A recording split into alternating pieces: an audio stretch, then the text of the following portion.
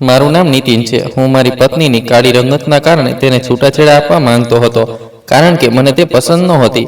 પણ તે તો ખાનદાની જાયદાદની માલિક હતી, તેથી મેં તેને ઝેર આપીને મારી નાખી હતી અને ટાંકીમાં બંધ કરીને મશહૂર કરી દીધું હતું કે તે કોઈ બોયફ્રેન્ડ સાથે ભાગી ગઈ હશે। મેં પોતે બીજી લગ્ન કરી લીધા હતા અને મારી પત્નીની જાયદાદ પર યશ કરવા લાગ્યો હતો। પરંતુ જ્યારે પણ હું મારી બીજી પત્નીની નજીક જાઉં તો મને કોઈને કોઈ અકસ્માત યાદ આવી જતો હતો।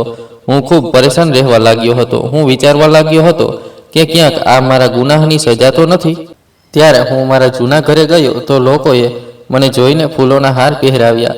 હું તેમની આ હરકત પર દંગ રહી ગયો હતો અને સમજી શક્યો નહોતો કે આખરે આ બધું મારી સાથે શા માટે થઈ રહ્યું છે।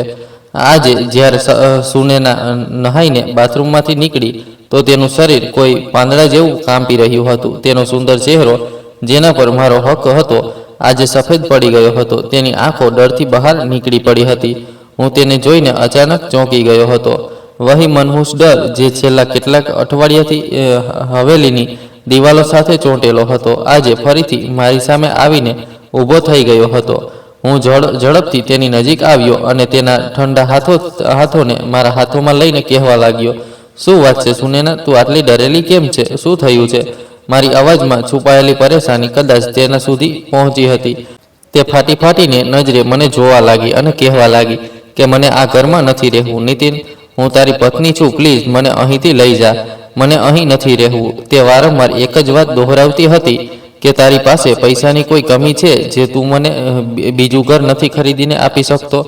હું હવે અહીં એક પળ પણ નહીં રહું। હું મરી જઈશ, પણ અહીંથી ચાલી જઈશ। નહાતી વખતે જ્યારે પણ હું પાણીનો નળ ખોલું છું તો એક અજીબ ગૂંગી અવાજો આવવા લાગે છે, એવું જાણે કોઈ પાણીમાં ડૂબી રહ્યું હોય, કોઈ પોતાની છેલ્લી શ્વાસ લઈ રહ્યું હોય। મને ખૂબ ડર લાગે છે, પણ આજે તો હદ જ થઈ ગઈ છે નીતિન। તે અવાજોની સાથે સાથે નળમાંથી પાણીની જગ્યાએ લોહી પણ આવવા લાગ્યું હતું। ઘાટું લાલ લોહી, તેની દુર્ગંધ મારા દિમાગમાં વસી ગઈ છે। હું તો કહું છું કે આ ઘરમાં કંઈક તો જરૂર છે, કંઈક એવું છે જે ખૂબ ખોટું છે। આ ઘર મનહૂસ છે। તારી પહેલી પત્નીનું મોત પણ તો અહીં જ થયું હતું ને? કદાચ તારી પત્નીની આત્મા અહીં ભટકી રહી છે અને તે મને અહીં રહેવા નહીં દે। પ્લીઝ નીતિન, મારી વાતનો વિશ્વાસ કરો, મારી ચિંતા કરો, પ્લીઝ મને વધુ પરેશાન ન કરો। મને અહીંથી લઈ જા, હું અહીં નહીં રહું। સુનેના મોઢેથી લોહીવાળી વાત સાંભળીને મારું શરીર એકદમ શૂન્ય થઈ ગયું હતું। મારા પગ નીચેથી જમીન ખસી ગઈ હતી। મેં તુરંત મારા હાથોને જોયા।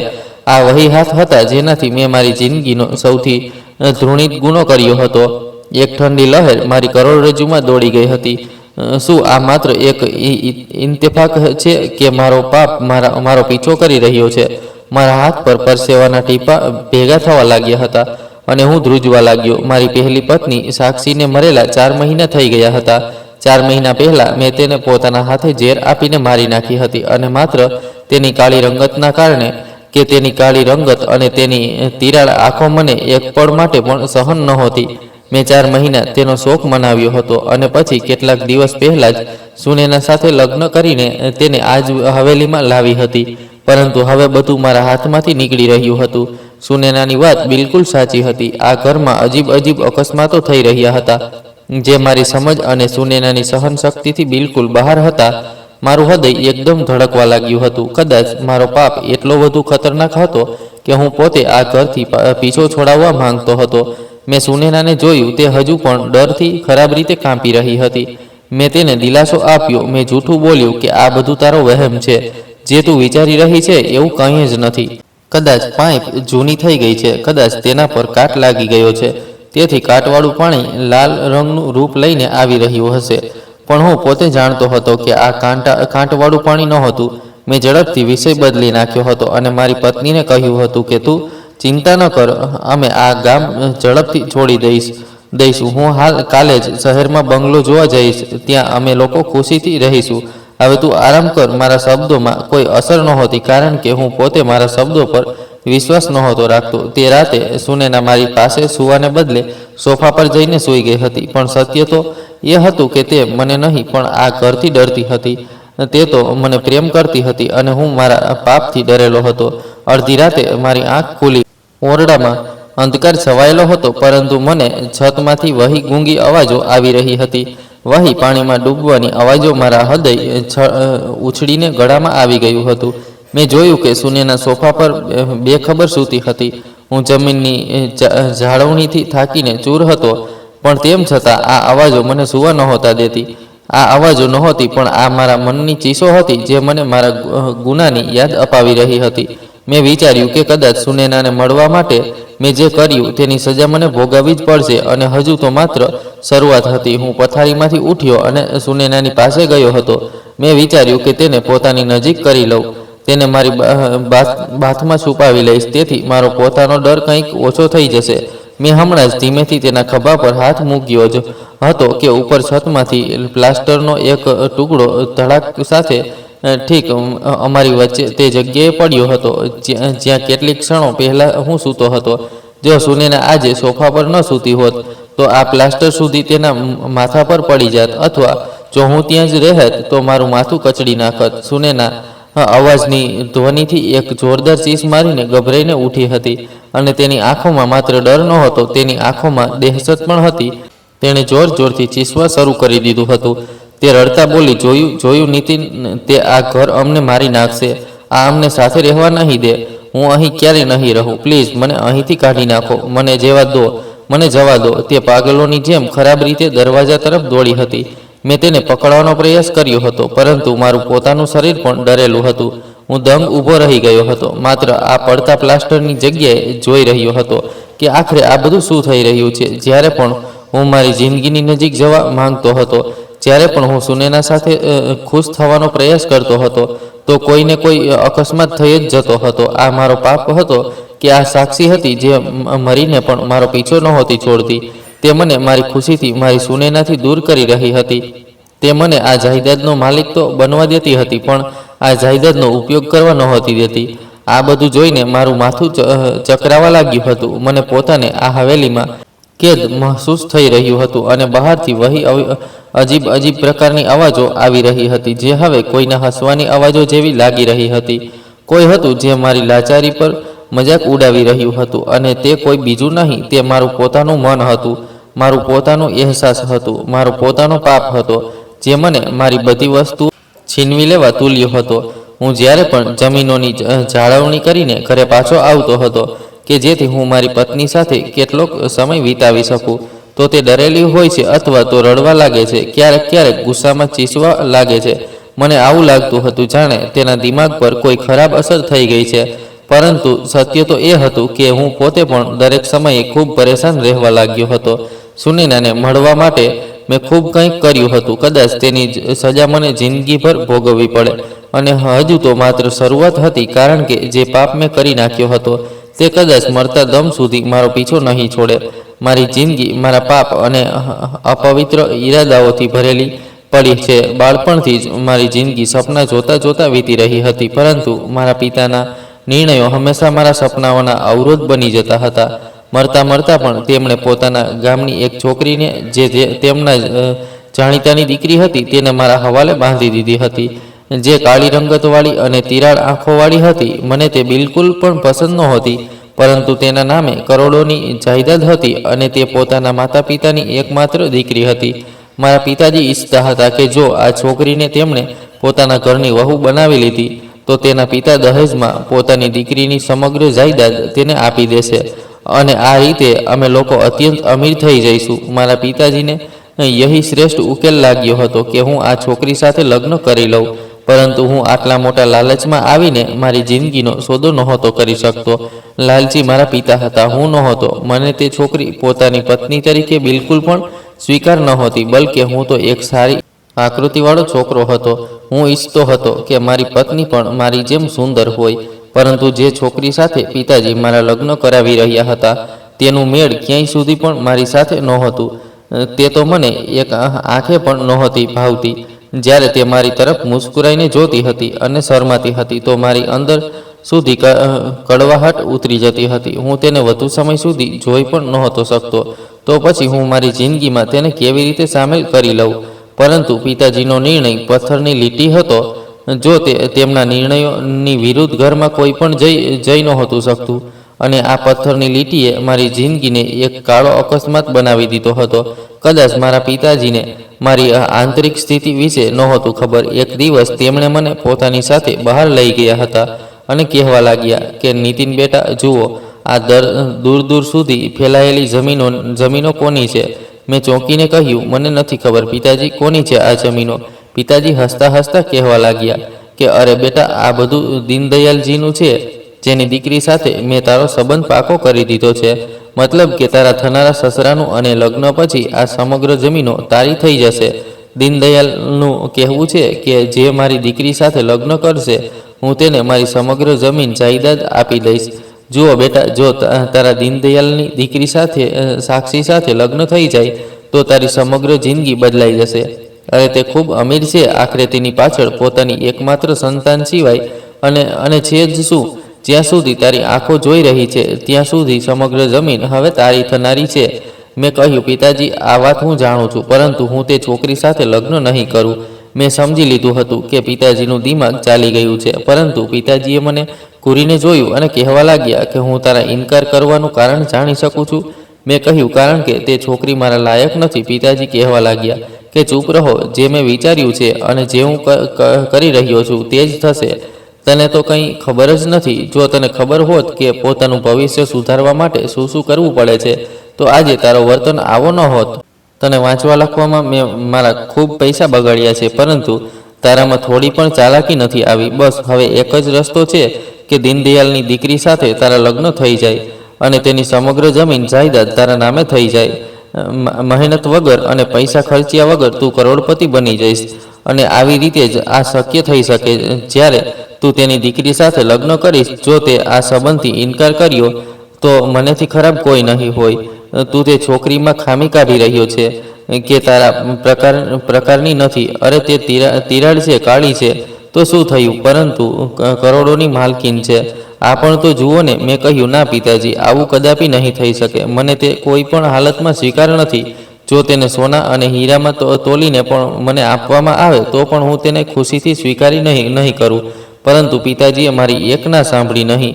તેમણે મને ખરાબ રીતે ઠપકો આપ્યો અને કહેવા લાગ્યા, વહી થશે જેવું હું ઈચ્છું છું. બાળપણથી લઈને આજ સુધી તેમણે પોતાની જ મનમાની કરી હતી અને પછી તે જ જીતી ગયા હતા. મારી જીદ હારી ગઈ હતી. તેમણે જબરજસ્તી મારા લગ્ન સાક્ષી સાથે કરાવી દીધા. આ રીતે સાક્ષી મારી જિંદગીમાં વહુ બનીને આવી ગઈ. લગ્નના લાલ જોડામાં તેનો રંગ વધુ કાળો લાગી રહ્યો હતો. હું ગોરો ચીટો વાંચેલો લખેલો છોકરો હતો અને શહેરમાંથી વાંચીને આવ્યો હતો અને મારા સપના પણ શહેરમાં વસતા હતા. પરંતુ મારા પિતાજીએ મારી લગામ જ કસી દીધી હતી. તે મરતા પણ મારા ગળામાં દોરી અને પગમાં બેડીઓ નાખવાનું નહોતા ભૂલ્યા. મેં પહેલી જ રાતે સાક્ષીને કહી દીધું હતું કે મારાથી કોઈ સારાઈની આશા ન રાખજે. હું ચાંદ છું અને તું કોઈ કાળા વાદળ જેવી છે. મેં વિના હિચકે તેની કોઈ ભૂલ વગર તેને ઘણું અપમાનિત કર્યું હતું અને તેને ઘણું ખરી ખોટી સંભળાવી દીધી હતી, જેના પર તેનો ચહેરો વધુ કાળો પડી ગયો હતો. કારણ કે પોતાનું અપમાન સાંભળવું સરળ નથી હોતું, પરંતુ મને તો જરાય તેનું દિલ રાખવું નહોતું આવડતું. પહેલી જ રાતે મેં પોતાનો પથારી અલગ કરી લીધો હતો અને તેને તેની ઓકાત બતાવી દીધી હતી.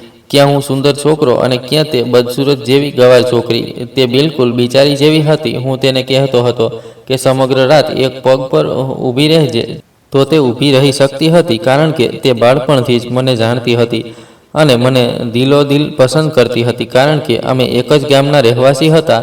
તેની તિરાડ નજરોના ઈશારાઓથી હું સારી રીતે વાકેફ હતો.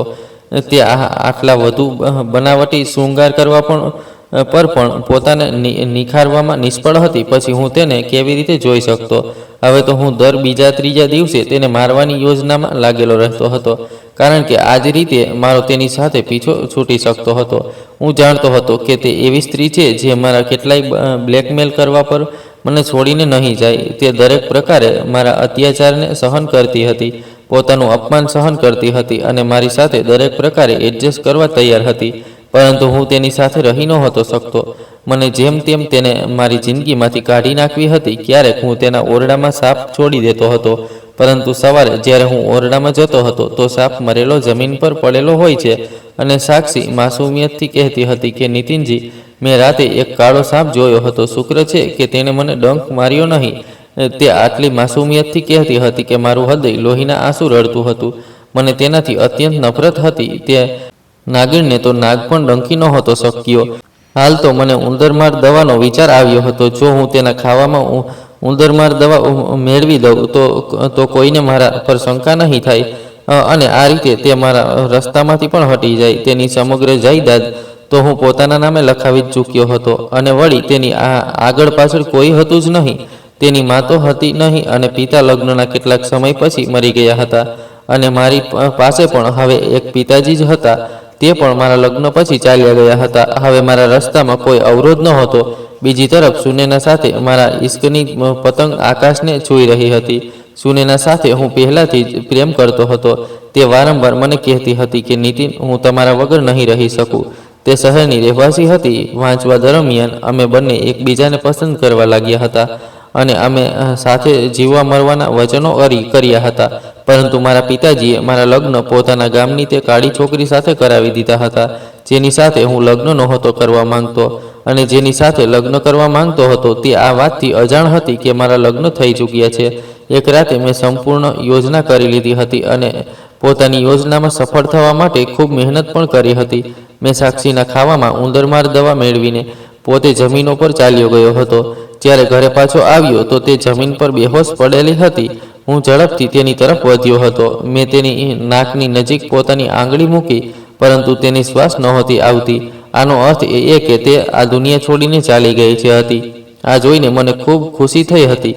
મેં સૂકી શ્વાસ લીધી હતી, પરંતુ હવે તેની લાશને મને ઠીકાણે લગાવી હતી. સૌથી જરૂરી કામ તો યહી જ હતું. સૌથી શ્રેષ્ઠ વિચાર મને યહી આવ્યો હતો કે તેની લાશને લાપતા કરી દઉં. જો મેં બધાને કહી દીધું કે તે મરી ચૂકી છે તો ગામ લોકો તેની નીલી લાશ જોઈને શંકા કરશે, કહેશે કે તેને ઝેર આપીને મારી નાખવામાં આવી છે અને આ રીતે પોલીસ કેસ બની જશે. હું ફસાઈ જઈશ. તેથી મેં વિચાર્યું કે આની લાશને પોતાના જ ઘરમાં પોતાની મોટી હવેલીમાં જ ઠીકાણે લગાવી દઉં. અને પહેલો વિચાર મને જૂનીવાળી ટાંકીનો આવ્યો હતો, જે ઘણા સમયથી કાઠથી ભરેલી હતી અને બંધ પડી હતી. મેં તેની લાશને કસરતા હવેલીના પાછલા ભાગમાં લાવી હતી અને મોટી મુશ્કેલીઓથી તેને ટાંકીમાં ફેંકી દીધી હતી. આગલી સવારે સમગ્ર ગામમાં આ ખબર ફેલાવી દીધી હતી કે મારી પત્ની પોતાના બોયફ્રેન્ડ સાથે ભાગી ગઈ છે. તેનું શહેરના કોઈ છોકરા સાથે ચક્કર ચાલી રહ્યું હતું. તેને મને ધોકો આપી દીધો. હું પોતાના વાળ ઉલઝાવીને બજારોમાં નીકળી ગયો હતો કે જેથી બધા લોકો યહી સમજે કે હું ખૂબ વધુ દુઃખી છું અને પરેશાન છું. લોકો મારા પર દયા ખાય અને સાક્ષીને ખરાબ સમજે. આ રીતે બધા લોકો મારી સાથે સહાનુભૂતિ કરવા લાગ્યા હતા અને મારી પત્નીને મોઢું ભરીને બદદુઆઓ આપવા લાગ્યા હતા. મને તેમ છતાં તે મરેલી આત્મા પર દયા નહોતી આવી અને મેં નમક મરચું લગાવીને તેના આવા કિસ્સા ગામના લોકોને સંભળાવ્યા હતા કે ગામના લોકો પોતાના કાનને હાથ લગાવવા લાગ્યા હતા. કેટલાક સમય સુધી હું આ જ રીતે માસૂમ અને લાચાર બનીને રહ્યો હતો, પરંતુ જ્યારે બધાની સહાનુભૂતિઓ મારી તરફ આવી ગઈ અને મને સલાહ મળવા લાગી કે તું પોતાની જિંદગીમાં આગળ વધ, આખરે તું ક્યાર સુધી પોતાની જિંદગી કે તે ચારિત્રહીન સ્ત્રીની પાછળ બગાડતો રહેશે? હવે તું બીજા લગ્ન કરી લે. પરંતુ હું લોકોને સમજાવવા માટે કહી દેતો હતો કે ના, હવે તો મને સ્ત્રીથી નફરત થવા લાગી છે. જો બીજી પત્ની પણ મને ધોખો આપીને ચાલી ગઈ તો હું ખરાબ રીતે તૂટી જઈશ. આ સમગ્ર દેખાવ અને અભિનય કરીને મને મોટો મજા આવતો હતો. લોકો કહેતા હતા કે ના, આવું કંઈ નથી. દરેક સ્ત્રી એક સરખી નથી હોતી. દરેક સ્ત્રી બેવફા નથી હોતી. આ જરૂરી નથી હોતું. આ જ વાતનો તો હું રાહ જોઈ રહ્યો હતો. આગલા જ અઠવાડિયે મેં શહેર જઈને સુનેના સાથે લગ્ન કરી લીધા હતા અને તેને ગામમાં પોતાની આ મોટી હવેલીમાં લાવી ગયો હતો. હું ઘણા અમીર હતો. સુનેનાના ઘરવાળાઓએ યહી સમગ્ર ગુણો જોઈને મારા લગ્ન સુનેના સાથે સરળતાથી કરાવી દીધા હતા. સુનેના સાથે લગ્ન કરવું મારી જિંદગીનો સૌથી મોટો દિવસ હતો. જે દિવસના સપના મેં ક્યારથી પોતાની આંખોમાં સજાવ્યા હતા, પરંતુ મારી આ ખુશી માત્ર કેટલીક ક્ષણોની મહેમાન જ રહી હતી, કારણ કે તે રાતથી જ કેટલાક આવા અજીબોગરીબ અકસ્માતો થવા લાગ્યા હતા કે હું સુનેના પાસે પોતાની મોહબ્બતનો ઇઝહાર પણ યોગ્ય રીતે નહોતો કરી શક્યો. લગ્નની પહેલી રાતે જ અમારી છત પર પગલાંની આહટ સંભળાવા લાગી હતી. સુનેના ખૂબ જ વધુ ડરી ગઈ હતી, કારણ કે તે ખૂબ ડરપોક છોકરી હતી. તેને ભૂત પ્રેત અને આવી વસ્તુઓ પર વિશ્વાસ હતો, કારણ કે મને બિલકુલ પણ નહોતો. પહેલી રાત તો અમારી છત પર આ જોતા જોતા વીતી ગઈ હતી કે કોણ ઉપર ચાલી રહ્યું છે, અને પછી દર રાત યહી નાટક યહી તમાશો થતો રહ્યો હતો. અમારા લગ્નને 1 મહિનો જ થયો હતો અને સુનેના આવી વસ્તુઓથી ખૂબ વધુ ડરવા લાગી હતી. તે તો આવી બીમાર થવા લાગી હતી જાણે તેને કોઈ મોટી બીમારી લાગી ગઈ હોય. હું તેને જોઈને પરેશાન થતો ગયો અને પહેલીવાર મારા હૃદયમાં હલકો પછતાવો અને મલાલ થવા લાગ્યો હતો. મને ભૂતો પર વિશ્વાસ તો નહોતો, પરંતુ ઉપરવાળા પર તો હતો જ. તેથી હું થોડો સિરિયસ અને પરેશાન થઈ ગયો હતો કે કદાચ આ મારા પાપની સજા છે જે મને દુનિયામાં જ મળી રહી છે. અને જ્યારે એક રાતે સુનેનાએ કહ્યું કે પાણીવાળી ટાંકીમાંથી લોહી આવી રહ્યું છે, તો મને સાચે જ ખૂબ વધુ પરેશાની ઘેરી લીધો હતો. મેં હવે નિર્ણય કરી લીધો હતો કે આગલા જ દિવસે હું શહેરમાં બંગલો જોઈશ અને સુનેના સાથે ત્યાં જ રહીશ અને સમગ્ર જમીન ઠેકા પર આપી દઈશ. શહેરમાં કોઈ વેપાર કરી લઈશ. વળી પણ હવે ગામમાં રાખ્યું શું હતું? અહીં મારા ગુનાહોનો અહેસાસ હતો જે આ હવેલીના ચારેય તરફ મળીને મારા પર મનહુસિયત બનીને વરસી રહ્યો હતો. તે રાતનો બાકી ભાગ મેં અને સુનેનાએ જાગીને વિતાવી દીધો હતો. તે સોફા પર સિસકારા લેતી રહી હતી. સવારની પહેલી કિરણ ફૂટતા જ મેં નિર્ણય કરી લીધો હતો કે મને આ મનહૂસ હવેલીને અને આ ગામને હંમેશા માટે છોડીને ચાલ્યા જવું છે. હું અહીં હવે નહીં રહું. સુનેના પહેલેથી જ અહીંથી જવા માટે તૈયાર બેઠી હતી. મેં ગામના મુનશીને ફોન કર્યો અને તેમને કહ્યું હતું કે જમીનોનો એક મોટો ભાગ વેચી દેવામાં આવે. મને પૈસાની અત્યંત જરૂર છે. મુનશીજીએ આશ્ચર્યથી કેટલાક જ દિવસોમાં મારા હાથમાં કરોડો રૂપિયા આપી દીધા હતા. વહી પૈસા જે જમીનો વેચીને આવ્યા હતા, વહી પૈસા જેના માટે મેં તેને મારી નાખી હતી, આજે તે જ પૈસા મારી જાન બચાવી રહ્યા હતા. કદાચ મને એક નવી મુસીબતમાં નાખવા જઈ રહ્યો હતો. મેં શહેરના સૌથી મોટા વિસ્તારમાં એક શાનદાર બંગલો ખરીદી લીધો હતો અને તે હવેલીથી ઘણો અલગ હતો, નવો અને સુંદર હતો અને હવાદાર હતો. સુનેના તેને જોઈને ખૂબ ખુશ થઈ હતી. તેની આંખોમાં મહિનાઓ પછી મેં ચમક જોઈ હતી. તે વળી તે હવેલીમાંથી નીકળવા માંગતી હતી અને હવે હું જાણતો હતો કે તે સુખથી થઈ જશે. તે દોડતી બંગલાના એક ખૂણાને જોઈ રહી હતી. મને પણ સુખ મળી ગયું હતું. મેં વિચાર્યું કે આખરે મેં પોતાના ગુનાહને તે જૂની હવેલીની ટાંકીમાં હંમેશા માટે દફન કરી દીધો છે. હવે કોઈ અવાજ મારો પીછો નહીં કરે, કોઈ લોહી મારી ખુશીઓમાં સામેલ નહીં થાય. મેં સુનેનાનો હાથ પકડી લીધો હતો અને મુસ્કુરાઈને કહ્યું કે આ નવું ઘર છે, અહીં અમને કોઈ પરેશાન નહીં કરે. સુનેના સાથે જ્યાર સુધી મારા લગ્ન નહોતા થયા ત્યારે તેને ખબર નહોતી કે મારી પહેલી પત્ની પણ હતી. પરંતુ જ્યારે તે લગ્ન કરીને ગામમાં મારી હવેલી ગઈ હતી અને તેની વાતચીત ગામના લોકો સાથે અને ઘરના નોકરો સાથે થઈ હતી, ત્યારે ધીમે ધીમે સત્ય તેની સામે આવી ગયું હતું. પરંતુ તેને આ વાત પર કોઈ અફસોસ નહોતો થયો કે મેં તેને ધોખો આપ્યો. મેં તેને બધું કહી દીધું હતું કે મારા પિતાજીએ જબરજસ્તી મારા લગ્ન સાક્ષી સાથે કરાવ્યા હતા, પરંતુ તે વધુ સમય જીવતી ન રહી શકી અને તેનું મોત થઈ ગયું. મેં સુનેનાને કહ્યું કે આ અમારું ઘર છે, અહીં અમને કોઈ પરેશાન નહીં કરે. અમે એક નવી જિંદગી શરૂ કરીશું. સુનેનાએ શરમાઈને નજરો નીચી કરી લીધી હતી અને મેં સુખની શ્વાસ લીધી હતી. પરંતુ મારું સુખ માત્ર સામાન્ય હતું. હજુ તો માત્ર જગ્યા બદલાઈ હતી. મારો પાપ તો ત્યાંનો ત્યાં જ હતો. નવી જિંદગીની પહેલી રાતે ખૂબ ખુશ હતો. મેં સુનેના માટે પોતાના હાથે જ્યુસનો ગ્લાસ બનાવ્યો હતો. હું મુસ્કુરાતો તેની પાસે આવ્યો. તે બેડ પર બેઠી મારી રાહ જોઈ રહી હતી. મેં જેવો ગ્લાસ તેની તરફ વધાર્યો, મારા હાથ તરત જ કાંપવા લાગ્યા હતા. મારા દિમાગમાં તે દ્રશ્ય ફરી ગયું હતું જ્યારે મેં સાક્ષીને ઝેર આપ્યું હતું. ઠીક આવી જ રીતે તે પણ મારી રાહ જોઈ રહી હતી. મારા હાથ આટલી ઝડપથી કાંપ્યા કે ગ્લાસ મારા હાથમાંથી છૂટીને જમીન પર પડી ગયો હતો અને સમગ્ર જ્યુસ સુનેનાના મોંઘા કપડા પર પડી ગયું હતું. તે એકદમ ચીસ પાડી હતી, પરંતુ તેની ચીસમાં કોઈ ડર નહોતો, પણ ગુસ્સો હતો. તેણે ચીસ વાળીને કહ્યું, તે આ શું કર્યું નીતિન? મારી આટલી સુંદર ડ્રેસ બગાડી દીધી. તને નજર નથી આવતી? મેં ઝડપથી તેની પાસેથી માફી માંગી અને કહ્યું કે તે માત્ર ગ્લાસ મારા હાથમાંથી લપસી ગયો હતો, પરંતુ મારી નજરો તે ગ્લાસ પર નહોતી, તે લાલ જ્યુસ પર હતી જે સુનેનાના કપડામાંથી ટપકી રહ્યું હતું, બિલકુલ તે જ રીતે જેમ તે દિવસે બાથરૂમમાંથી લોહી ટપકતું હતું. આ જોઈને મારું હૃદય ડૂબવા લાગ્યું હતું કે ના, આ આવું ન થઈ શકે, આ મારો વહેમ છે. મેં પોતાને દિલાસો આપ્યો હતો અને ઓરડાની સફાઈ કરવા લાગ્યો હતો. તે રાતે હું સુનેનાની નજીક જવાની હિંમત ન કરી શક્યો હતો. મેં થાકનો બહાનો બનાવી દીધો હતો અને તેનાથી થોડા અંતરે સૂઈ ગયો હતો, પરંતુ મને ઊંઘ નહોતી આવતી. મને પોતાના જ હાથોથી ધૃણા મહેસૂસ થઈ રહી હતી. વળી તો આગલા કેટલાક દિવસો સુખથી વીત્યા હતા. અમે ઘર સજાવતા રહ્યા, શોપિંગ કરતા રહ્યા.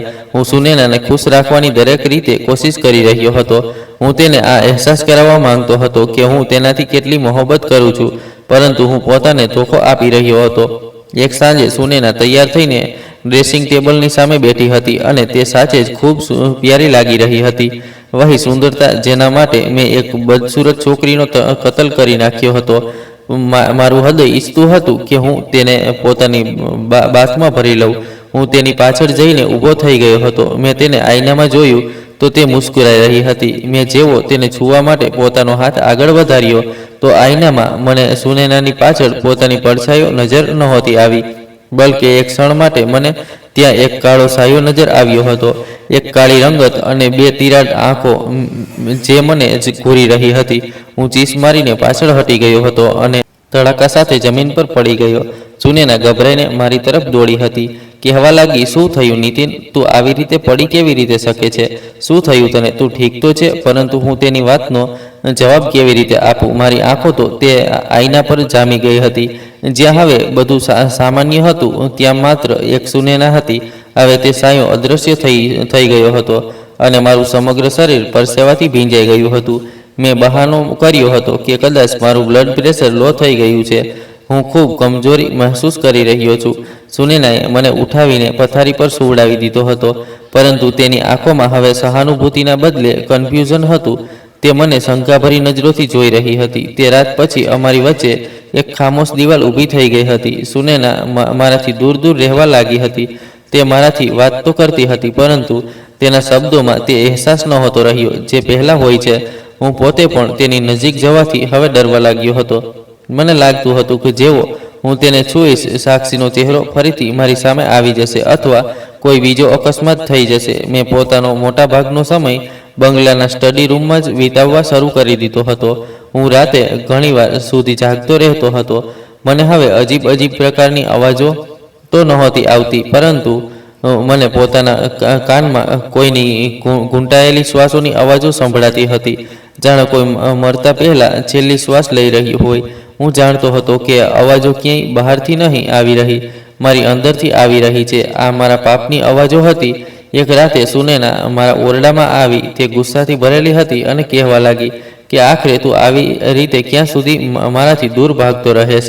નીતિન, અમે જે નવું ઘર લીધું હતું કે જેથી અમે ખુશ રહી શકીએ, પરંતુ તું તો મારાથી પણ વાત પણ નથી કરતો. દરેક સમયે આ ઓરડામાં બંધ રહે છે. શું વાત છે? શું તું મારાથી ખુશ નથી? અથવા તને હવે પોતાની પહેલી પત્નીનો વિચાર આવી જાય છે? તેના છેલ્લા શબ્દો મારા હૃદય પર તીર જેવા લાગ્યા હતા. હું તેના પર ચીસ પાડી ઉઠ્યો. મેં કહ્યું કે તું આવી વાતો કરી રહી છે સુનેના? હું તેનાથી નફરત કરતો હતો. તું જાણે છે ને કે હું માત્ર તારાથી મોહબ્બત કરું છું. સુનેનાએ મને તાનો આપતા મુસ્કુરાઈને કહ્યું, મોહબ્બત? અને તું મારાથી? તું જો મનેથી મોહબ્બત કરે છે તો મારી નજીક કેમ નથી આવતો? મને છૂતા ડરે છે કેમ? આઈનામાં જોઈને તો આવી ચીસ પાડે છે જાણે કોઈ ભૂત જોઈ લીધું હોય. નીતિન, તું મને સાચું કહે, તે આખરે તે ગામમાં શું કર્યું હતું? તે સાક્ષી સાથે શું કર્યું હતું? ક્યાંક તે તો તેને મેં તેની વાત પૂરી થતાં પહેલાં જ મેં ગુસ્સાથી પોતાનો હાથ ઊંચો કર્યો અને દિવાલ પર મારી દીધો હતો. મારો હાથ ધવાયો ગયો હતો અને લોહી વહેવા લાગ્યું હતું. સુનેના ડરીને પાછળ હટી ગઈ હતી. મારી આંખોમાં હવે લોહી ઉતરી આવ્યું હતું. મેં તેના પર ચિલ્લાવવું શરૂ કરી દીધું હતું કે તે પાગલ થઈ ગઈ છે. તે મારા પર શંકા કરી રહી છે, પરંતુ સત્ય તો એ હતું કે હું પોતે પોતાનાથી ડરી રહ્યો હતો. સુનેના ડરતી હોય તે ઓરડામાંથી ભાગી ગઈ હતી અને હું આ મોંઘા બંગલામાં આ શાનદાર સ્ટડી રૂમમાં પોતાના વહેતા લોહીને જોતો રહ્યો હતો. મારો વહેમ હવે હકીકત બની ચૂક્યો હતો. મેં સાક્ષીને મારીને તેની જાયદાદ તો મેળવી લીધી હતી, પરંતુ તેના મોતે મારી જિંદગીની દરેક ખુશી મારાથી છીનવી લીધી હતી.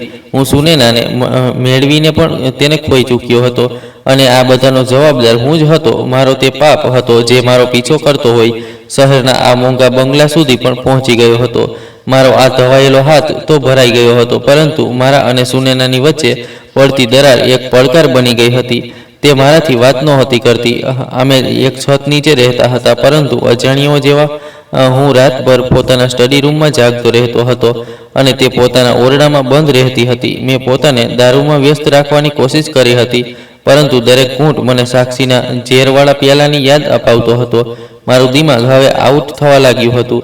હું હવે હકીકત અને વહેમમાં તફાવત નહોતો કરી શકતો. મને દરેક સમયે લાગતું હતું કે કોઈ મારો પીછો કરી રહ્યું છે. જ્યારે હું ગાડી ચલાવતો હતો તો મને સાઈડ મિરરમાં સાક્ષીનો ચહેરો નજર આવતો હતો. તે તિરાડ આંખો મને પૂરી રહી હોય છે. હું કોઈ વ્યવસાયિક કાતિલ તો નહોતો જે કતલ કરીને પોતાના ગુનાને ભૂલી જાય. આટલો મોટો ગુનો મેં જિંદગીમાં પહેલી વાર તો કર્યો હતો. હું બ્રેક લગાવીને પાછળ વળીને જોતો તો પાછલી સીટ ખાલી હોય છે. હું ઘરમાં એકલો હોઉં તો મને કોઈના ચાલવાની અવાજો આવતી હતી. મને આવું લાગતું હતું જાણે કોઈ મારા કાનમાં ધીમેથી કહી રહ્યું છે કે તું ભાગી નહીં શકે નીતિન. હું ચીસતો ચિલ્લાતો હતો, પરંતુ મારી અવાજ સાંભળનાર કોઈ પણ નહોતું. સુનેના મારી આ હાલતથી હવે ડરતી નહોતી. તે મને સારી રીતે જાણી ચૂકી હતી. તે મને એક દિમાગના દર્દી સમજતી હતી, એક એવો દર્દી જેને કોઈ ઈલાજ નહોતો. દિવસે દિવસે હું કમજોર થતો જઈ રહ્યો હતો. મારો અહેસાસ, મારો પાપ મારા સમગ્ર વજૂદ પર હાવી થઈ ચૂક્યો હતો. મેં સુનેનાને મેળવવા માટે બધું કર્યું હતું, પરંતુ હવે જ્યારે તે મારી પત્ની હતી તો હું તેની નજીક જવાથી પણ લાચાર થઈ ચૂક્યો હતો. મને તેની સુંદરતાથી ડર લાગવા લાગ્યો હતો. મને લાગતું હતું કે જો મેં તેને છૂયું તો તે પણ સાક્ષી જેમ કાળી પડી જશે, તેની આંખો તિરાડ થઈ જશે, તે પણ મરી જશે. હું પોતાની સાથે લડી રહ્યો હતો, પોતાના ગુનાહ સાથે લડી રહ્યો હતો. આ જંગમાં હું હારી રહ્યો હતો. સુનેના આ બધાથી સંપૂર્ણ રીતે તંગ આવી ચૂકી હતી. તે મારી દોલત, મારો બંગલો બધું જોઈ રહી હતી, પરંતુ તેને તે પતિ નહોતો મળી રહ્યો જેના માટે તેણે બધું છોડ્યું હતું. એક રાતે તે કદાચ છેલ્લો નિર્ણય કરીને મારા ઓરડામાં આવી હતી. હું તે સમયે પણ જાગી રહ્યો હતો અને દિવાલને ઘૂરી રહ્યો હતો. તેણે મારો હાથ પકડી લીધો હતો અને કહેવા લાગી કે નીતિન, બસ ઘણું થઈ ગયું. હું તારી આ હાલત વધુ જોઈ નહીં શકું. ચાલ, અમે કોઈ સારા ડૉક્ટર પાસે જઈએ. હું તને કોઈ સાયકિયાટ્રિક પાસે લઈ જઈશ. તું બીમાર છે, તારો ઈલાજ થઈ શકે છે. તું બિલકુલ ઠીક થઈ જઈશ. તેના કહેલા શબ્દોમાં સહાનુભૂતિ નહોતી, પણ લાચારી હતી. તે મારાથી પોતાનો પીછો છોડાવવા માંગતી હતી. મેં તેની તરફ જોયું તો તે દયાભરી નજરોથી મને જોઈ રહી હતી. મેં તેનો ચહેરો જોયો, તેનો સુંદર ચહેરો, તેની રોશન આંખો, પરંતુ ના, એકવાર ફરીથી બધું ધૂંધળું થઈ ગયું હતું. તે ચહેરો બદલાવા લાગ્યો હતો. તે સુનેના નહોતી, તે સાક્ષી હતી જે મારી સામે ઊભી હતી અને મારા પર હસી રહી હતી. તેની તિરાડ આંખો મારી મજાક ઉડાવી રહી હતી. તે કહી રહી હતી કે જોયું નીતિન, તે મને મારી નાખી હતી, પરંતુ તું આની સાથે પણ ખુશ નહીં રહી શકે. તું માત્ર મારો છે, માત્ર મારો. મારું દિમાગ ફરી ગયું હતું. હું ચીસ પાડી ઉઠ્યો, ના ના, આવું ન થઈ શકે. તું અહીં શું કરી રહી છે? તું તો મરી ચૂકી છે. મેં તને મારી નાખી હતી. મેં તને ટાંકીમાં ફેંકી દીધી હતી. દૂર હટી જા મારાથી, દફા થઈ જા અહીંથી. મેં હાથ ઊંચો કર્યો અને સંપૂર્ણ હિંમતથી તેના ચહેરા પર મારવા માંગ્યું હતું, પરંતુ તે સુનેના હતી. તે છેલ્લા સમયે પાછળ હટી ગઈ હતી અને મારો હાથ હવામાં જ રહી ગયો હતો. સુનેનાની આંખોમાં હવે લાચારી કે દયા નહોતી. તેની આંખોમાં અત્યંત નફરત આવી ગઈ હતી. તે કામતી હોય મારાથી 2 પગલાં પાછળ હટી ગઈ હતી અને તેની અવાજ નફરતથી ભરાઈ ગઈ હતી. તું પાગલ થઈ ગયો છે નીતિન. ના, તું કાતિલ છે. આજે તે પોતાના મોઢેથી સ્વીકાર કરી લીધું છે કે તેને મારી નાખી હતી. હા, તું કાતિલ છે. તે સાક્ષીને મારી નાખી છે. હું હવે સમજી કે તે હવેલીમાં જે કંઈ થતું હતું તે કોઈ ભૂત નહોતું. તે તારો ગુનો હતો જે અમને ડરાવી રહ્યો હતો. તારા હાથો પર લોહી લાગેલું છે નીતિન. તું એક કાતિલ છે. હું તારી સાથે નહીં રહી શકું. હું ખૂની સાથે પોતાની જિંદગી બગાડી નહીં શકું. હું તેને છોડીને ચાલી જઈશ. તે ચીસતી રહી અને હું સોકડ ઊભો રહ્યો, તેને જોતો રહ્યો. તેના શબ્દો મારા કાનમાં પીગળેલા કાચ જેવા ઉતરી રહ્યા હતા. તે સાચું કહી રહી હતી. હું કાતિલ જ હતો. મેં બધું છીની લીધું હતું. સુનેના તે જ સમયે પોતાનું સામાન ઉઠાવીને આ બંગલામાંથી ચાલી ગઈ હતી. તેણે એકવાર પણ પાછળ વળીને મને નહોતું જોયું અને હું આ શાનદાર બંગલામાં એકલો રહી ગયો હતો. મારી દોલત, જાયદાદ બધું અર્થહીન થઈ ચૂક્યું હતું. મારો ગુનાહ જીતી ગયો હતો. તેણે મારી મોહબ્બત, મારી જિંદગી, અક્કલ બધું મારાથી છીનવી લીધું હતું. હવે મારી પાસે ખોઈ નાખવા માટે કંઈ પણ બાકી નહોતું સિવાય આ તકલીફના, જે હવે મારું મુકોદ્દર બની ચૂકી હતી. હું કેટલાક દિવસો સુધી આ મામલેમાં એકલો પડ્યો રહ્યો હતો. મેં કંઈ ખાધું પીધું પણ નહોતું. હું દિવાલોને ઘૂરતો રહેતો હતો. મને દરેક તરફ સાક્ષી નજર આવી રહી હતી. તેણે મારું જીવવું દુષ્કર્ષ કરી દીધું હતું. આખરે મેં એક નિર્ણય કરી લીધો હતો કે હું આ શહેર, આ બંગલામાં મરી નહીં શકું. મને પાછા જવું પડશે. મને તે તકલીફનો સામનો કરવો પડશે. મને ત્યાં જ જવું પડશે જ્યાંથી આ બધું શરૂ થયું હતું. મેં કાંપતા હાથે ગાડીની ચાવીઓ ઉઠાવી. મારું શરીર અત્યંત તકલીફમાં હતું, પરંતુ મારા દિમાગમાં એક જ વિચાર છવાયેલો હતો: જૂનું ગામ, જૂનું ઘર અને તે ટાંકી. મને પોતાના પાપની પાસે પાછા જવું હતું. કદાચ મારું સુખ તે ટાંકીની અંદર હતું. હું લડખડાતો હોય ગાડીમાં બેઠો હતો અને તે શહેરને હંમેશા માટે અલવિદા કહી દીધું હતું. મારો રૂખ હવે એક વાર ફરીથી આ ગામ તરફ હતો, જ્યાં મારી જિંદગીનું કાળું ભવિષ્ય લખાયેલું હતું. હું પોતાના અંજામ તરફ જઈ રહ્યો હતો. હું જૂના ઘરે જઈ રહ્યો હતો, જ્યાં લોકોએ મને જોઈને ફૂલોના હાર ગાડી ગામની કાચી સડક પર હિંચકોલા ખાઈ રહી હતી અને મારું વજૂદ તેનાથી વધુ કાંપી રહ્યું હતું. મેં સુનૈનાને ખોઈ દીધી હતી. મેં પોતાની અક્કલ ખોઈ દીધી હતી અને હવે હું પોતાના ગુનાહની જાયદાદ પર પાછા જઈ રહ્યો હતો. મને ખબર નહોતી કે હું શું કરવા જઈ રહ્યો છું. કદાચ હું તે જૂની ટાંકીમાં છલાંગ લગાવીને પોતાને ખતમ કરવા માંગતો હતો, જ્યાં મેં સાક્ષીને ફેંકી દીધી હતી. મારું દિમાગ આઉટ થઈ ચૂક્યું હતું. મારું હૃદય અહેસાસના બોજ તળે પીસાઈ રહ્યું હતું. મેં ગાડી ગામની હવેલીથી જૂના ઘર પાસે રોકી દીધી હતી. હું તે ઘરનો સામનો નહોતો કરવા માંગતો, પરંતુ મારા પગ મને ખસડી રહ્યા હતા. હું જેવો ગાડીમાંથી ઉતર્યો તો ગલીના નુક્કડ પર ઊભા રહેલા કેટલાક ગામ લોકોની નજર મારા પર પડી. તેમના ચહેરા એકદમ ખીલી ઉઠ્યા હતા. તે બધા લોકો દોડતા મારી તરફ આવ્યા હતા. મેં સમજ્યું કદાચ તે સુનૈનાને છોડી જવા પર અથવા મારી હાલત પર મારાથી સહાનુભૂતિ કરવા આવી રહ્યા છે, પરંતુ ના, તેમના હાથમાં તો ફૂલોના હાર હતા. તે પહેલાં કે હું કંઈ સમજી શકું, ગામના જીતેન્દ્ર ચાચા આગળ વધ્યા અને એક હાર મારા ગળામાં નાખી દીધો અને મને ખેંચી લીધા. કહેવા લાગ્યા, અરે નીતિન બેટા, તું આવી ગયો. અમે તો તારો જ ઇંતજાર કરી રહ્યા હતા. તને ખૂબ ખૂબ બધાઈ હો. આ હું શું સાંભળી રહ્યો હતો? આ બધું સાંભળીને તો મારું દિમાગ ખામોશ થઈ ગયું હતું. આખરે આ લોકો મને કઈ વસ્તુની બધાઈ આપી રહ્યા હતા અને આ હાર ક્યાં માટે હતા? હું તો બરબાદ થઈ ગયો હતો. મેં કાંપતા હોય પૂછ્યું, ચાચાજી, આ બધું શું છે? જીતેન્દ્ર ચાચા હસવા લાગ્યા અને કહેવા લાગ્યા, અરે પાગલ, હજુ અમારાથી પણ છુપાવશે શું? અમને બધું ખબર પડી ગઈ છે કે તું કેટલો શરીફ છે અને નેક માણસ છે, કેટલું મોટું દિલવાળો છે. તે અમારી બધાની આંખો પોતાને ખોટું સાબિત કરી દીધું. અમે તો તને ખરાબ ભલું કહેતા હતા કે તે પત્નીની પરવાહ નહોતી કરી અને તે ભાગી ગઈ, પરંતુ તું ફરિશ્તો નીકળ્યો બેટા. જીતેન્દ્ર ચાચાની દરેક વાત મારા માથા પર હથોડી જેવી વસી રહી હતી. મારા ગળામાં પડેલો ફૂલોનો હાર મને ફાંસીનો ફંદો લાગી રહ્યો હતો, જેની ખુશ્બુ સાક્ષીની આપેલા ઝેર જેવી હતી, કડવી અને જાનલેવા. તે મને ખેંચતા અંદરની તરફ લઈ જવા લાગ્યા હતા. હું જવાતો નહોતો માંગતો, કારણ કે મારા પગ જમીનને જકડી લીધા હતા, પરંતુ તેમનો જોશ અને પાકો ઈરાદો મને ધકેલી રહ્યો હતો. ગામના વધુ લોકો ભેગા થઈ ગયા હતા અને બધા મળીને નારા લગાવી રહ્યા હતા, નીતિન જિંદાબાદ, નીતિન જિંદાબાદ, ભલાઈ કરનાર પતિ જિંદાબાદ. હું એક કાતિલ હતો અને તે લોકો મને નેક અને શરીફ કહી રહ્યા હતા. આ કેવો મજાક હતો? આ કેવી સજા હતી? હું રડી પણ નહોતો શકતો, હું ચીસ પણ નહોતો શકતો. તે મને ધકેલતા જૂના ઘરના આંગણામાં લાવી ગયા હતા.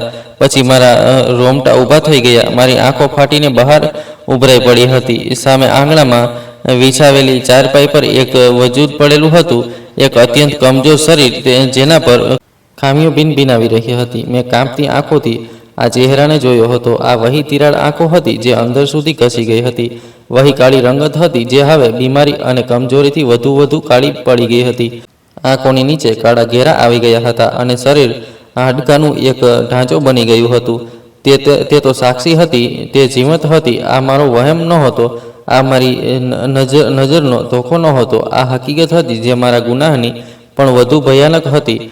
હું ત્યાં જ દહલીજ પર પથ્થરનો બનીને રહી ગયો હતો.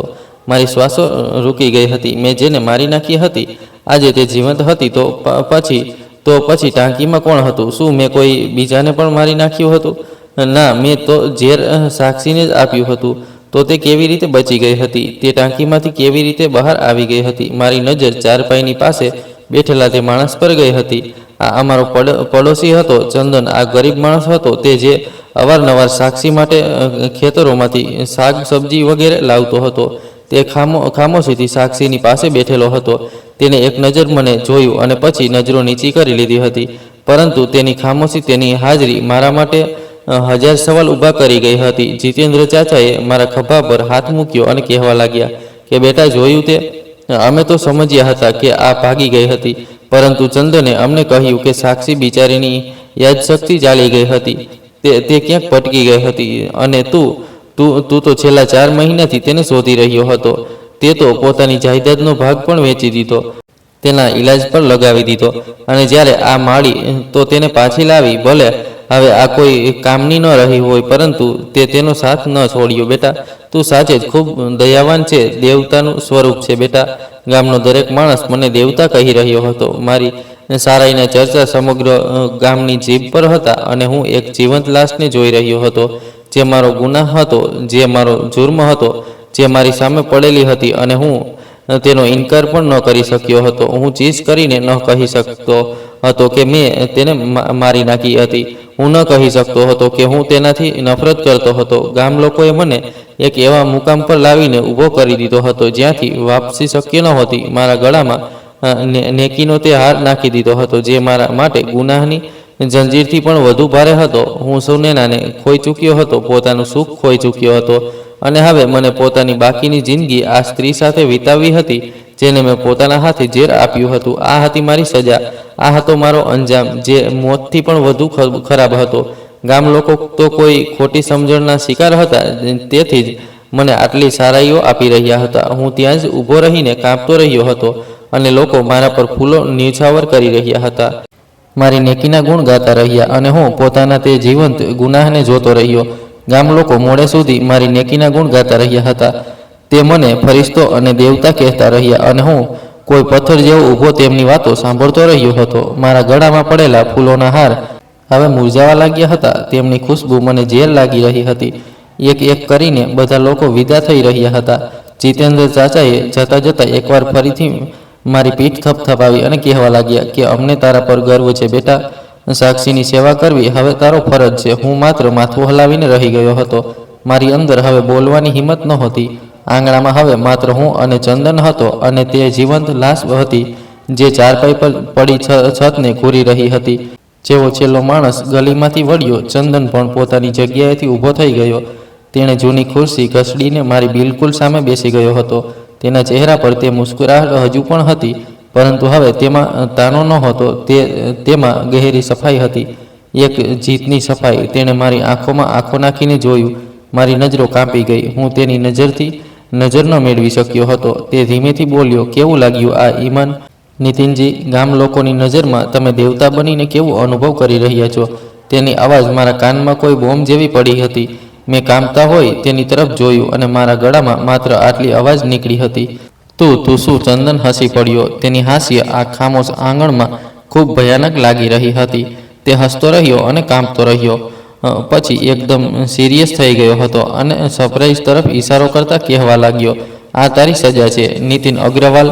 આ સ્ત્રી જેને તે મારીને પાણીની ટાંકીમાં ફેંકી દીધી હતી, આ હવે સમગ્ર જિંદગી તારી સામે રહેશે, તારા ગુનાનો જીવંત પુરાવો બનીને.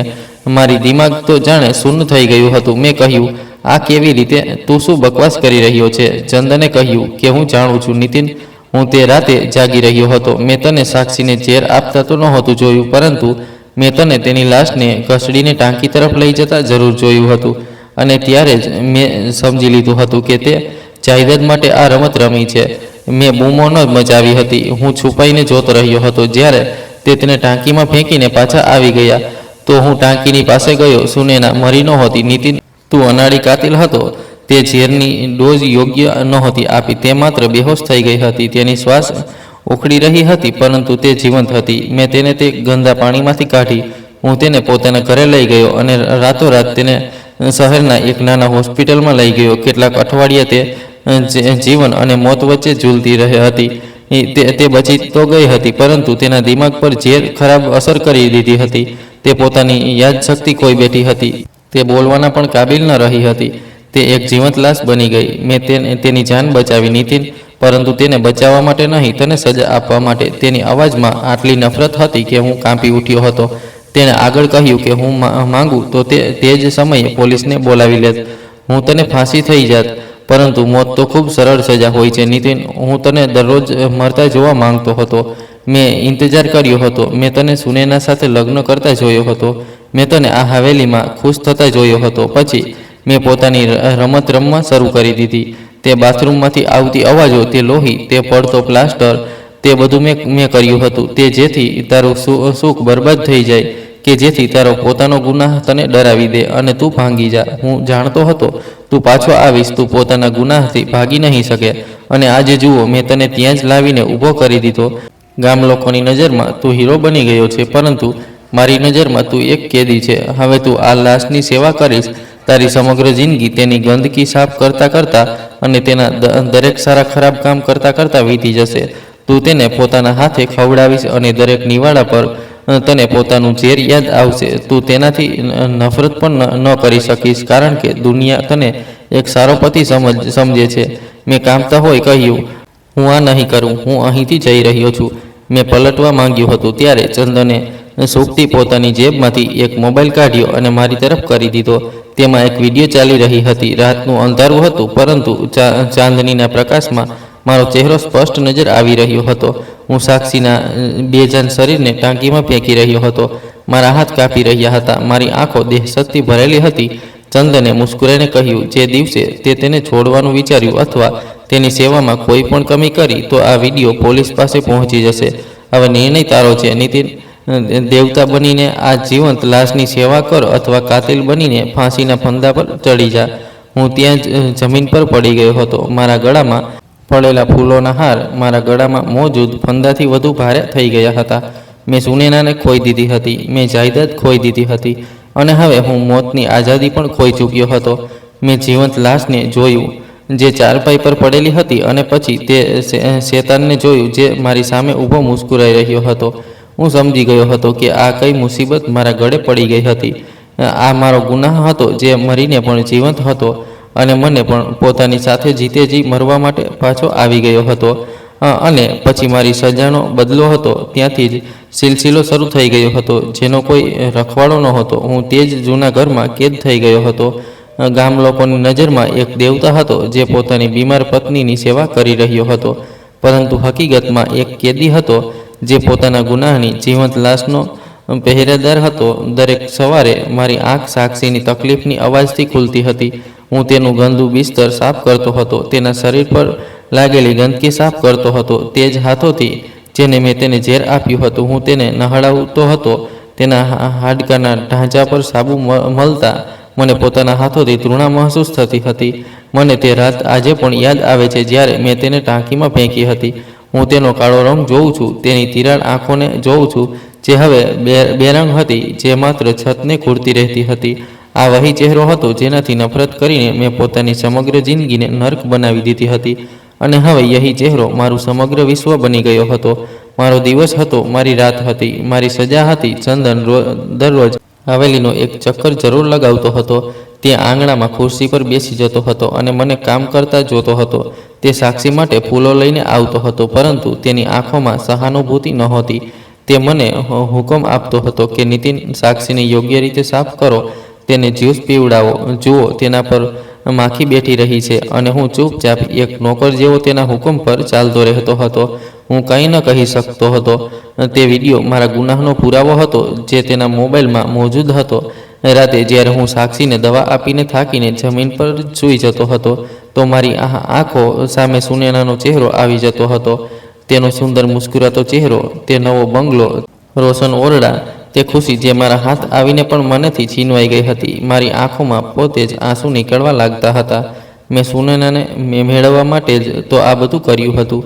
મેં તેને મેળવી પણ લીધી હતી, પરંતુ હું તેને જોઈ પણ ન શક્યો હતો. મારો ગુનાહ મારી વચ્ચે આવી ગયો હતો. ચંદનની યોજના સફળ થઈ ગઈ હતી. હું રડતો હતો કે મેં પોતાની મોહબ્બતને મેળવીને પણ ખોઈ દીધી, અને જે નફરતને હું મારવા માંગતો હતો તે મરીને પણ મારી જિંદગી પર સવાર થઈ ચૂકી હતી. હું સાક્ષીથી છુટકારો માંગતો હતો, પરંતુ હવે હું તેનો જ ગુલામ બનીને રહી ગયો હતો. હું તેની જાયદાદનો માલિક બનવા માંગતો હતો, પરંતુ હવે હું તેના શરીરનો કેદી હતો. હું આઝાદ થવા માંગતો હતો, અને મને ઉમ્રકેદ મળી ગઈ હતી. ગામ લોકો જ્યારે પણ મને મળતા હતા, મારી તારીફ કરતા હતા. તે પોતાના બાળકોને મારી મિસાલ આપતા હતા કે પતિ હોય તો આવો, જે પોતાની પત્નીને આ હાલતમાં પણ ન છોડે. અને હું તેમની તારીફ સાંભળીને મુસ્કરાવવાની નિષ્ફળ કોશિશ કરતો હતો. મારું હૃદય ઈચ્છતું હતું કે હું ચીસ કરીને તેમને સત્ય કહી દઉં કે હું કોઈ દેવતા નથી, હું કાતિલ છું. પરંતુ હું ખામોશ રહેતો હતો, કારણ કે મારી સજા હતી યહી હતી કે હું પોતાની નેકીના ખોટા દેખાવામાં પોતાના ગુનાહની સેવા કરતો રહું. એક સાંજે હું સાક્ષીને સૂપ પીવડાવી રહ્યો હતો, પરંતુ તે કોઈ હરકત નહોતી કરી રહી. માત્ર તેના ગળામાંથી હલકી હલકી એક ધીમી અવાજ નીકળી રહી હતી, વહી અવાજ જે મને હવેલીના ચારેય તરફથી આવતી હતી. હું કાંપી ગયો હતો, મારો હાથ રૂકી ગયો હતો. મેં સાક્ષીને જોયું તો તેની તિરાડ આંખો મને ઘૂરી રહી હતી. મને લાગ્યું કે જાણે તે મુસ્કુરાઈ રહી હોય. હું સમજી ગયો હતો કે અવાજો ક્યારેય ખતમ નહીં થશે. આ મારો વહેમ નહોતો, આ સાક્ષીની છેલ્લી શ્વાસો હતી, જે મારી જિંદગીનો ભાગ બની ચૂકી હતી. મેં પ્યાલો એક તરફ મૂકી દીધો અને તેની પાસે જમીન પર બેસીને ફૂટ ફૂટ કરીને રડી પડ્યો હતો.